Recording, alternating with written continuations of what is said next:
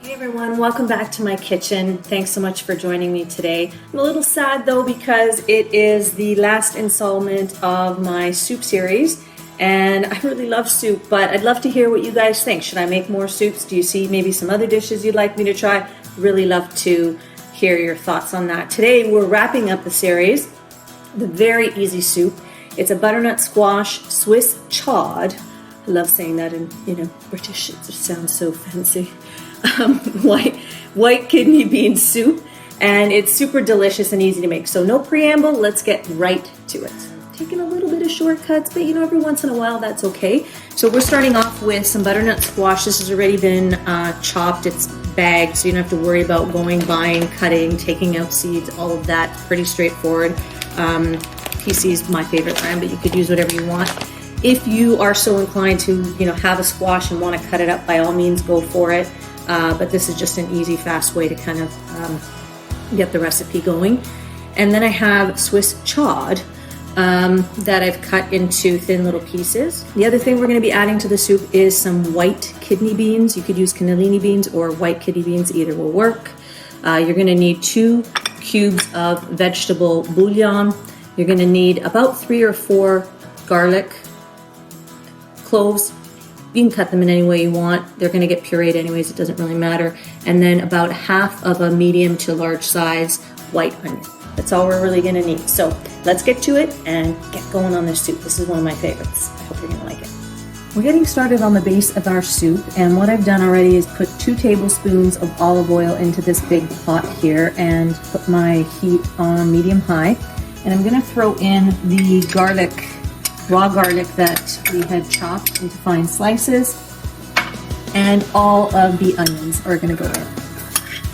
And we're just going to saute them just a little bit. It's a big pot. It's a baby pot. Frozen bag of butternut squash, and we need the whole enchilada. All going in.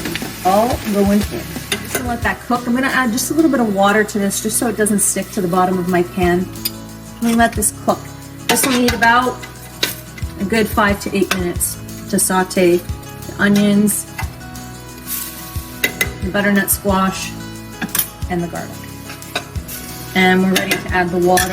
This is going to need about 12 to 14 cups of water. I've made this soup a number of times before, so I know in this pot exactly what it is, but you may want to measure it out. And then what I'm going to do, I have on standby here 2 organic vegetable bouillon cubes that I'm going to dump right in there. This is going to cook down for about a good 20 minutes.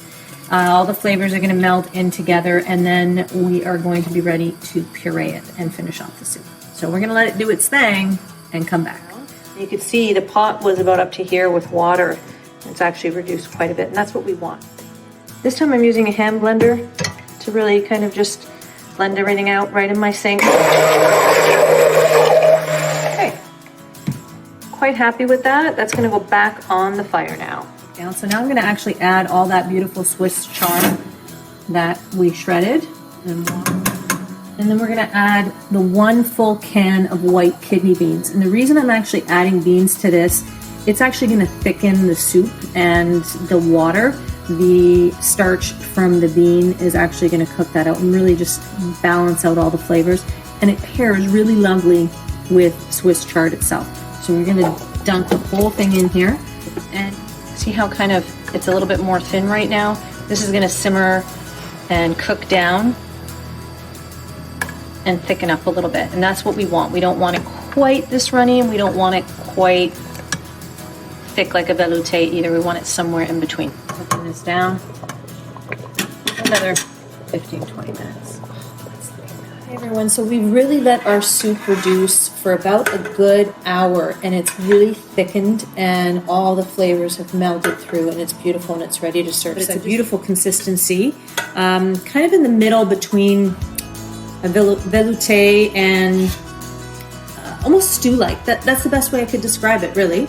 And this soup is so filling that really with one of these little bowls like this, you'll be quite surprised how filling this is. So I'm just going to fill it to the top here. And for garnish, what we're going to do, always like a little bit of a fresh element. I'm just going to put some fresh onions on the top. There's a lot going on in the soup. There's a lot of taste. It's very, very hearty and earthy. So I don't want to do too much on the top, but just a little something to give it some freshness. And then I have a little bit of bacon bits that I'm just going to add to the top as well. Guys, thanks so much again for watching. I really appreciate any likes, shares, any way you can help me grow my blog. Always much appreciated. I hope you really enjoy this recipe and actually give it a try. I'm Ivana Spadafora from Inspire Living 50. Thanks so much for watching. Until next time, happy, healthier eating.